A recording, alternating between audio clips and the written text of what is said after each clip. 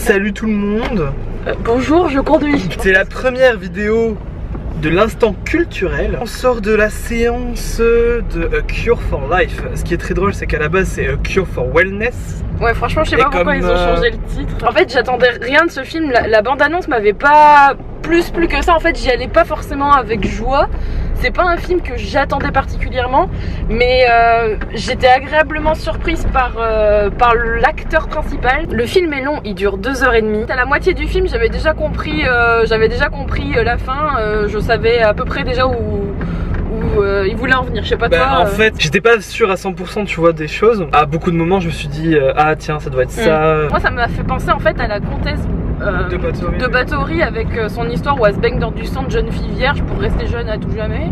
Ça m'a fait un peu penser à ça. Il y a sûrement une inspiration autour des vampires, la comtesse de Bathory, tout le folklore allemand, Bavière et tout ça quoi. Ouais, mais c'est moins classe quand même. Mais franchement. En fait, c'est ce que j'allais dire. Je trouve que le film, il a un aspect très gothique, mais dans un environnement moderne en fait.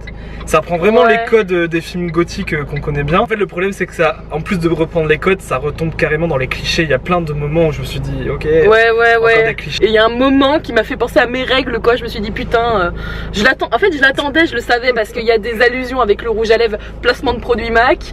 Il y a des allusions avec oh c'est pas une femme, c'est reste une enfant. En fait, le truc qui met le plus mal à l'aise, c'est que pendant tout le film en fait, c'est comme si toutes les personnes qui sont dans le sanitarium, on dit ça, le sanatorium, approuvent en fait ce qui se passe, même s'ils sont sous médication, ils approuvent en fait. Parce qu'il y a comme une sorte d'hypnotisme. Tout le monde qui vient comme des zombies lui dire je vais pas bien. Ouais, donc voilà, ça fait partie des moments de clichés. T'as un cliché qui rappelle un peu les films de zombies. T'as un cliché où le méchant se révèle être un monstre autant psychologique que physique.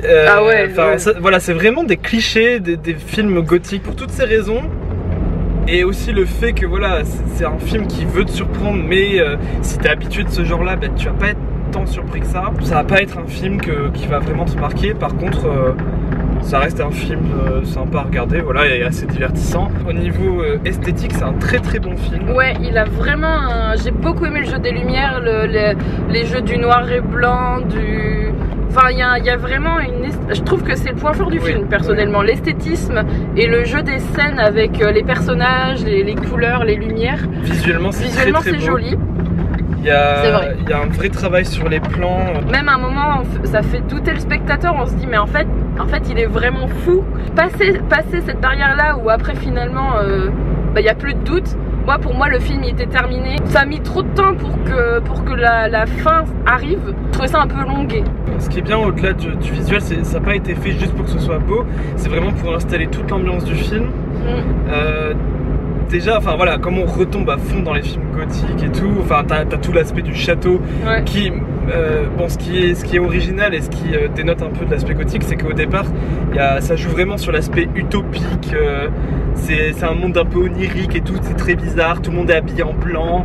Quand t'arrives dans le château, il y a des lumières trop bizarres, il y a du pollen qui vole partout. Enfin, t'as vraiment l'impression que les gens ils dansent, ils font du yoga.